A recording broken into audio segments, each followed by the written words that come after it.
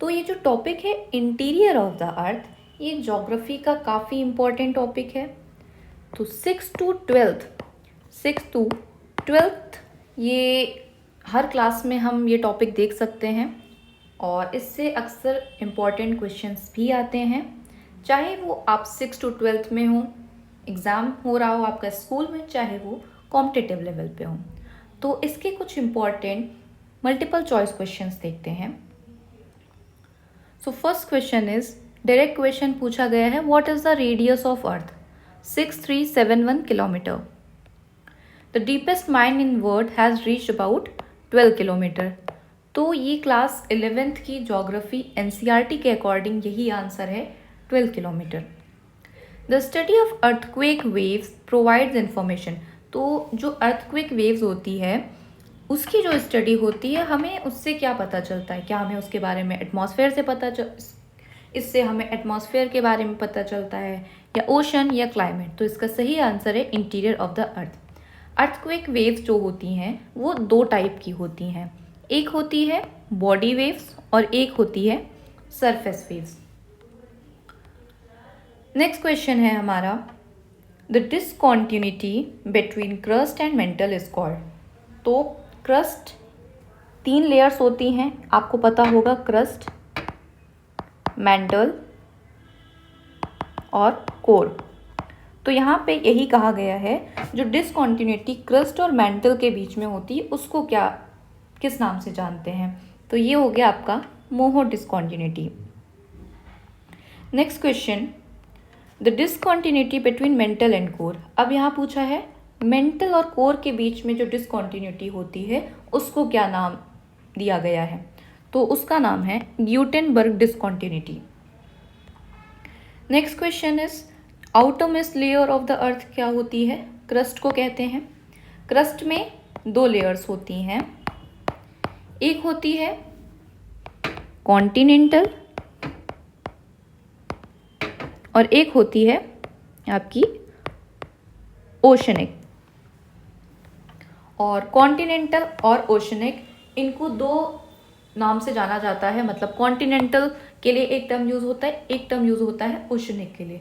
Continental को ये बोलते हैं SIAL, इसका फुल फॉर्म है वो अभी हम आगे देखते हैं। सो यहाँ पे क्वेश्चन भी है इससे related, 7th question, continental crust is mainly composed of sial. Sial का मतलब यहाँ क्या है? सियाल मतलब है सिलिकॉन, SI से, और AL यहाँ पे एल्यूमिनियम है। Next is oceanic crust is mainly composed of. अब हमने देखा कॉन्टिनेंटल क्रस्ट किस चीज़ से बनी होती है, अब यहाँ पूछा गया है ओशनिक क्रस्ट किस चीज़ से बनी होती है। तो यहाँ लिखा है सीमा। सीमा यहाँ पे आपकी जानने वाला कोई एक इंसान नहीं, सीमा यहाँ पे मतलब है सिलिकॉन, और Ma से नाम है ये मैग्नीशियम। तो ये हो गया ओशनिक क्रस्ट किस से बनी होती है। और अगर आपके पास ऑप्शन में बसाल्ट है तो उसको भी आप लगाइए। The average thickness of continental crust. अब यहाँ पे कॉन्टिनेंटल क्रस्ट की थिकनेस पूछी है, वो है 30 किलोमीटर। ओशनिक क्रस्ट की एवरेज थिकनेस कितनी है? 5 किलोमीटर है। Next is the mantle extends up to a depth of, यहाँ 1000 किलोमीटर होगा या 2000, 2900, 5000। तो right answer is 2900 kilometre. Which layer is most voluminous? Crust, mantle या कोर, या लिथोस्फेयर, एस्थेनोस्फेयर, कौन सी स्फेयर है? तो इसका राइट आंसर है मेंटल। मेंटल में एक इम्पॉर्टेंट लेयर होती है जिसका नाम स्टार्ट होता है A से, हाँ, जिसको कहते हैं एस्थेनोस्फेयर। और एस्थेनोस्फेयर वो लेयर होती है जहाँ पे मैग्मा होता है, और वही मैग्मा जब वॉल्केनिक करप्शन के टाइम पे बाहर निकलता है, फिर उस मैग्मा को लावा के नाम से जानते हैं हम। Next question, the outer core is in, कौन से स्टेट में होता है? सॉलिड, लिक्विड, गैसियस, कौन से स्टेट में? प्लाज्मा, कौन से स्टेट में? तो इसका राइट आंसर है लिक्विड स्टेट। इसको हम डायग्राम के थ्रू भी देख सकते हैं, आउटर कोर और इनर कोर। ये है आउटर कोर, ये है इनर कोर।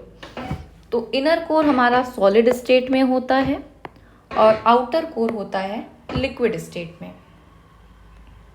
इनर कोर होता है सॉलिड स्टेट में, इनर कोर, हाँ, तो इनर कोर क्या होता है, सॉलिड स्टेट में होता है।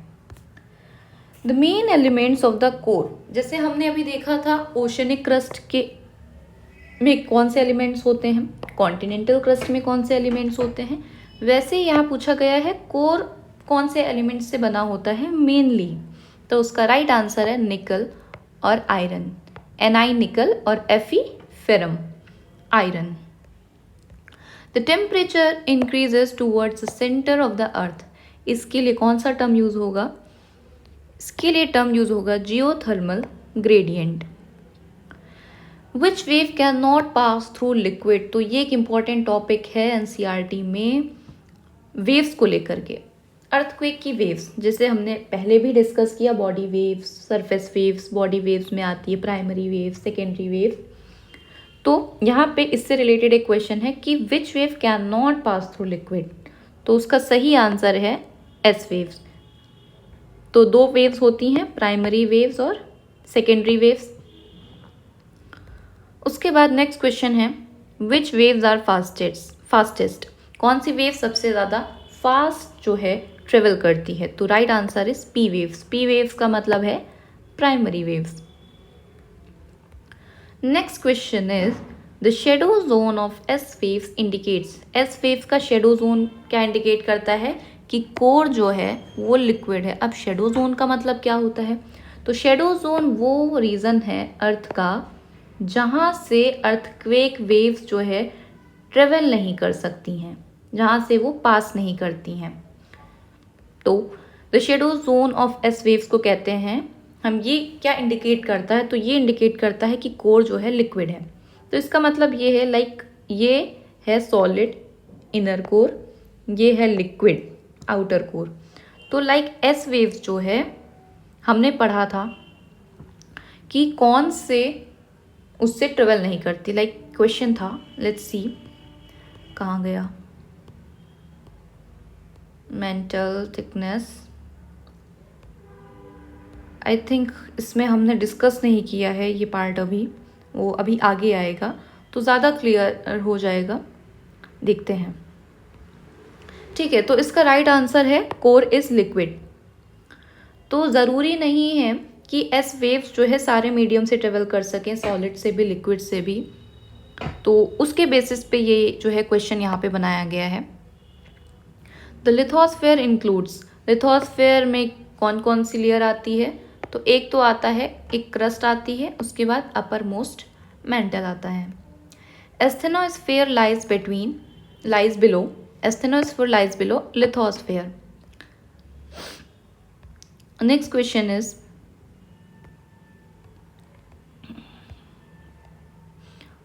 आगे के क्वेश्चंस कहाँ गए,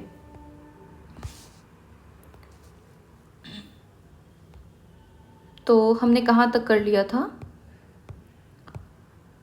विच लेयर इज मोस्ट वॉल्यूमिनस, ये हमने देख लिया। Geothermal gradient S waves, P waves, core is liquid, crust lithosphere.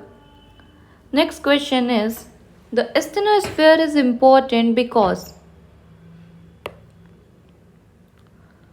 So asthenosphere क्यों इम्पोर्टेंट है, it allows tectonic plates to move, so C is the right answer. Gutenberg discontinuity is located at depth of about, तो यहाँ distance पूछी है, तो right answer होगा 2900 kilometres.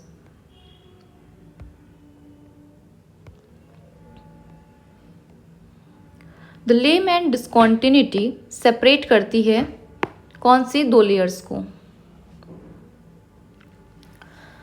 Layman discontinuity separate करती है आउटर कोर को और इनर कोर को।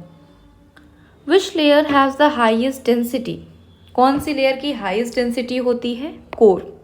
कोर की कौन से एलिमेंट्स से दो हमने देखे थे, निकल था और आयरन था। नेक्स्ट द कॉन्ड्रैट डिस्कॉन्टिन्यूटी, अब ये डिस्कॉन्टिन्यूटी कौन सी दो लेयर्स के बीच में पाई जाती है, सियाल और सीमा के बीच में। तो हमने मोहो डिस्कॉन्टिन्यूटी देखा, ग्यूटेनबर्ग डिस्कॉन्टिन्यूटी देखा, कॉन्ड्रैट डिस्कॉन्टिन्यूटी, लेमैन डिसकॉन्टिन्यूटी। तो डिसकॉन्टिन्यूटी के जो क्वेश्चंस होते हैं वो काफ़ी इंपॉर्टेंट होते हैं और अक्सर हर बार पूछे जाते हैं। सो 26, 27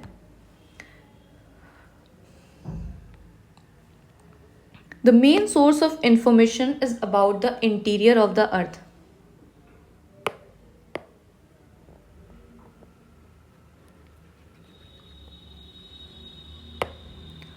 Main source of information is about the interior of earth is seismic waves.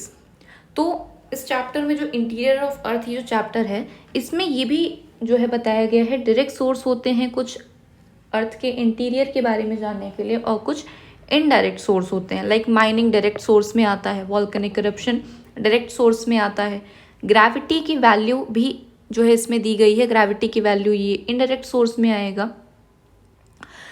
Now move to the next question 28 which layer is also called mesosphere. So lower mantle को मेसोस्फीयर कहते हैं और अपर मेंटल को क्या कहते हैं?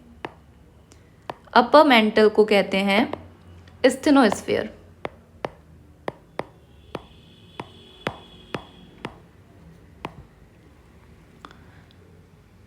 The thickness of lithosphere varies from 29 question. The thickness of lithosphere varies from 50 to 100 kilometers. Question number 29. Last question is which of the following statement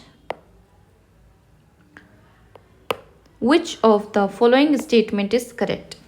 S waves pass through liquid, नहीं ये wrong statement है। P waves pass through liquid, P waves जो है तीनों ही medium से travel कर सकती हैं, चाहे वो सॉलिड हो, चाहे वो लिक्विड हो, चाहे वो गैसियस स्टेट हो, लेकिन S waves जो हैं सॉलिड स्टेट से ट्रेवल करती हैं। इसीलिए ये वाला स्टेटमेंट ए स्टेटमेंट राइट नहीं है क्योंकि यहाँ लिखा है S waves pass through liquids। Surface waves fastest होती हैं, नहीं प्राइमरी वेव्स फास्टेस्ट होती हैं, P waves। Core is made of sial, नहीं core is made of 2 elements Ni nickel and iron. So these are some of the important questions that belongs from the chapter interior of the earth.